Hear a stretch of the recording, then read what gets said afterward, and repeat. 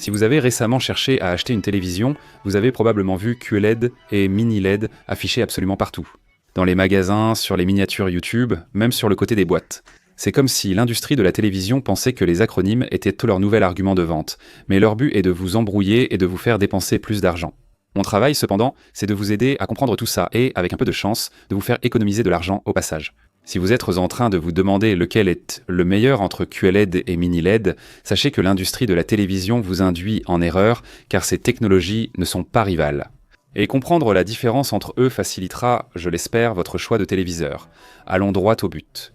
Que font réellement ces technologies de télévision et comment se comportent-elles dans des pièces réelles? Qu'en est-il de leur prix? Et surtout, laquelle devriez-vous acheter en fonction de votre équipement? Comme je l'ai dit, QLED et mini LED ne sont pas rivaux.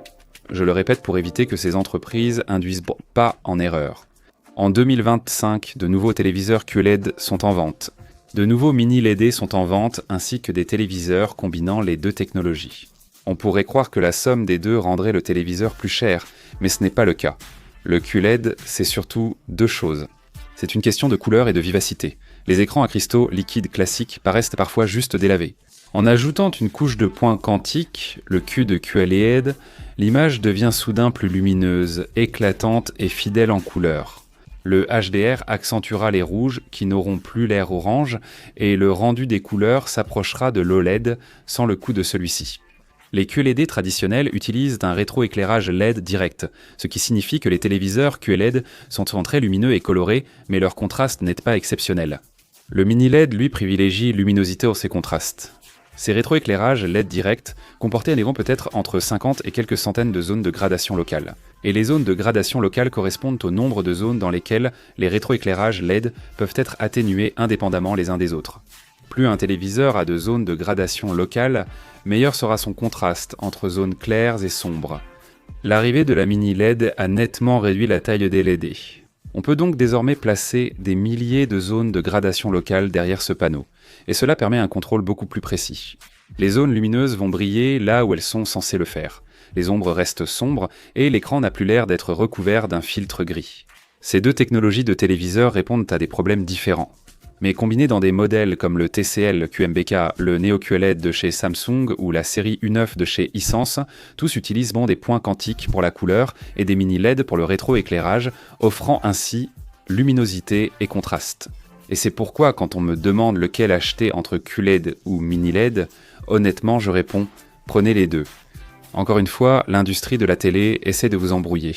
Et c'est là que les choses commencent à devenir vraiment bizarres au niveau des prix. Alors je vais vous montrer quelques chiffres réels concernant mes achats. Au moment où je tourne cette vidéo, le TLC QM6K Mini LED coûte environ 500 € pour un modèle de 55 pouces. Et cette télé n'a absolument aucune raison d'être aussi performante à ce prix-là. Elle possède des milliers de zones de gradation locale. Elle est équipée de points quantiques et d'une fréquence de 144 Hz pour le gaming. La Q8F QLED de chez Samsung, n'utilisant que des points quantiques sans mini LED, coûte 649 $ pour la même taille. Le modèle mini LED haut de gamme coûte environ 150 $ de moins qu'un téléviseur QLED classique. Quand on passe au modèle 65 pouces, les prix restent vraiment étranges. Le Hisense U8 Mini LED, qui est un excellent modèle, coûte environ 900 $. Comparé au Sony X80DL QLED, c'est le même prix, 899 $. Alors, qu'est-ce qui se passe vraiment? C'est assez simple. Les fabricants chinois comme TCL et Hisense maîtrisent désormais la fabrication de panneaux mini LED à des prix bien plus bas. Ils en produisent dans des millions, ce qui fait baisser les coûts. Pendant ce temps, les prix établis des QLED de chez Samsung et Sony n'ont pas vraiment bougé, parce que les gens associent encore cela à une qualité ou un aspect premium des téléviseurs. On aboutit ainsi à un marché où une technologie avancée coûte moins cher qu'une technologie basique d'il y a quelques années. C'est comme apprendre que les voitures électriques deviennent soudainement moins chères que les essences. Ça bouleverse tout ce que tu croyais savoir. Tu peux toujours dépenser beaucoup pour du mini LED si tu veux. Le Sony Bravia 9 coûte environ 2800 € pour le modèle en 65 pouces. Même si ce modèle est excellent et impressionnant, tu n'as plus besoin de dépenser autant pour avoir des performances mini LED haut de gamme. Les options économiques et de milieu de gamme sont devenues étonnamment performantes. Pour trouver le modèle idéal, il reste quelques points à connaître et à considérer, au-delà des acronymes sur la boîte de ta télé. Les salons lumineux sont des pièces où la luminosité brute règne en maître. Si tu as beaucoup de lumière du soleil qui entre par toutes les fenêtres, une télé peu lumineuse pourrait tout aussi bien être un miroir posé sur ton meuble. Le QLED Q8F de chez Samsung atteint 1000 nits, ce qui est suffisant pour la plupart des pièces. Mais le mini LED QM7K de chez TCL dépasse largement les 2200 nits pour environ $50 de moins que celui de chez Samsung. Ce n'est donc pas une question d'acronyme, mais de vérifier les valeurs réelles de luminosité. Mais qu'en est-il lorsque vous passez à une utilisation de nuit, ou même dans une pièce légèrement tamisée, comme celle dans laquelle je me trouve en ce moment ? Mais qu'en est-il lorsque vous passez à la vision nocturne, ou même à une pièce légèrement sombre comme celle dans laquelle je me trouve actuellement ? En regardant quelque chose comme, disons, Batman, la différence était vraiment évidente. Sur un téléviseur QLED moins cher, Gotham a l'air encore plus brumeuse que d'habitude. Sur un mini LED, les ombres restent sombres, tandis que les enseignes lumineuses et les phares ressortent vraiment très bien. Il en va de même pour une soirée cinéma dans l'obscurité. Le mini LED domine encore ici. Dans une pièce complètement noire, quelque chose comme le Sony Bravia 9 va offrir un contraste presque au niveau de l'OLED. C'est pour ça que vous payez aussi cher pour l'un de ces modèles. Les QLED traditionnels, eux non plus, ne peuvent vraiment pas rivaliser. Le noir présentera toujours une faible lueur et un halo autour des objets lumineux, et c'est très visible. C'est aussi en jouant aux jeux vidéo que vous verrez clairement la différence entre ces deux technologies. Le mini LED est idéal pour les jeux sombres comme les jeux d'horreur, les jeux d'infiltration ou les jeux de course de nuit. Le rendu sera plus immersif, car les ombres resteront détaillées au lieu de se transformer en une bouillie informe. Le QLED, lui, assure un excellent rendu pour les jeux lumineux et colorés. Donc pour les jeux de sport, de combat ou de plateforme, les couleurs ressortent vraiment avec éclat. Donc si tu joues, par exemple, à un jeu Nintendo ou quelque chose dans ce genre, qui sont généralement très colorés, le rendu sera vraiment superbe. Mais avec la plupart des jeux actuels, les taux de rafraîchissement comptent vraiment. Le QM6K de TCL, par exemple, supporte nativement 144 Hz, tandis que le QM7K va encore plus haut. C'est assez rare à ce prix. Cela les rend excellents pour les joueurs PC ou ceux cherchant une expérience plus fluide qu'avec les 120 Hz habituels des autres modèles. La latence est aussi similaire pour les deux technologies, généralement entre 10 et 20 ms en mode jeu. La réactivité n'est pas vraiment un problème. Donc même si le QLED est excellent pour certaines situations de jeu, le mini LED surpasse tout simplement le QLED dans pratiquement tous les domaines aussi. Mais quand on combine ces deux technologies, c'est là que l'expérience de jeu passe vraiment à un niveau supérieur. Donc si on a l'impression que le mini LED avec QLED, parfois appelé QLED mini LED, semble être la meilleure version dans l'ensemble, pourquoi son prix est-il si bas ? Pourquoi est-ce bien moins cher qu'un QLED traditionnel ou que certains d'entre eux ? On ne vit pas vraiment dans un monde où les versions plus récentes et meilleures des produits sont moins chères que les anciennes. Donc c'est un peu étrange. Je vais vous donner du contexte pour que vous compreniez un peu plus le marché actuel. Donc en 2013, Samsung a essayé de sortir un téléviseur OLED et la combinaison de mauvaises ventes et de coûts de fabrication élevés les a tout simplement poussés à arrêter d'en fabriquer pendant presque une décennie. À la place, Samsung s'est concentré sur le QLED, ce qui était leur façon de dire « on peut rivaliser avec l'OLED sans avoir à vraiment en fabriquer nous-mêmes ». Mais entre-temps, TCL a sorti le mini LED et ils l'ont mis sur leur modèle haut de gamme qui coûtait environ $2000 pour un 65 pouces, ce qui en 2019 était beaucoup pour une télé de cette taille. Ensuite, TCL a intégré le mini LED à ses modèles moins chers, ce qui a tout bouleversé. Puis Hisense a rapidement emboîté le pas.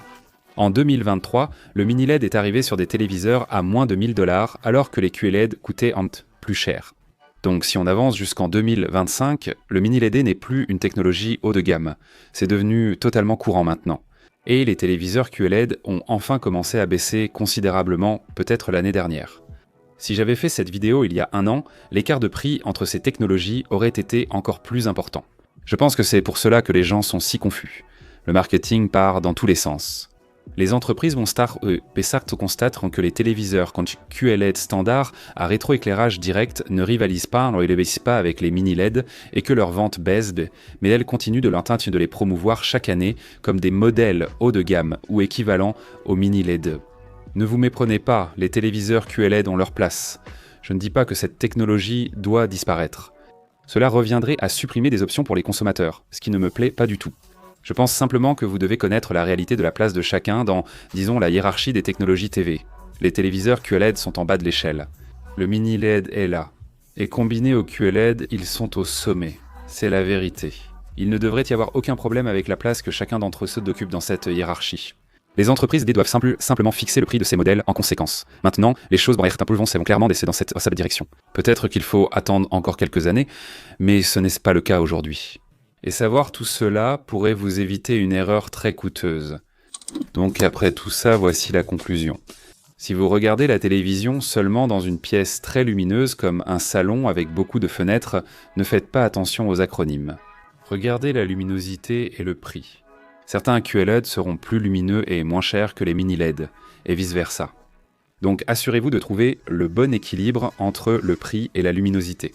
Dans des salons ou chambres classiques où vous pouvez contrôler la lumière, la mini LED sera généralement un choix plus sûr. C'est plus polyvalent car la lumière varie toute la journée.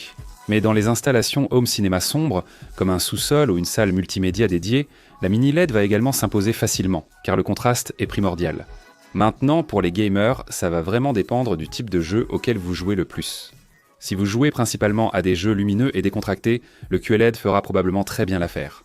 Pour les jeux sombres, cinématographiques ou compétitifs, le mini LED est préférable.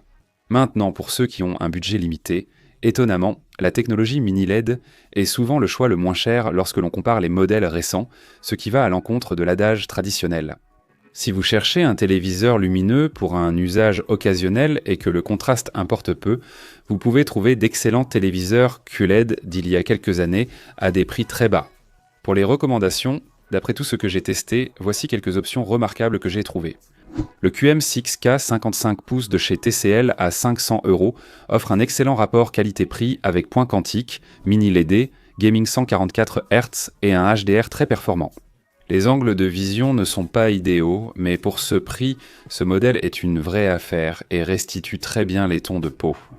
Pour le meilleur mini LED polyvalent, choisissez le U8 QG de chez Hisense ou le QM7K de chez TCL. Les deux modèles 65 pouces coûteront moins de 1000 €, tous deux colorés et parfaits pour le gaming. Pour un mini LED haut de gamme, le Sony Bravia 9,65 pouces à 2800 € est le meilleur choix. C'est cher, mais il maîtrise vraiment parfaitement la technologie mini LED, avec des niveaux de noir proches de ceux des écrans OLED, une conception haut de gamme et le traitement légendaire de Sony.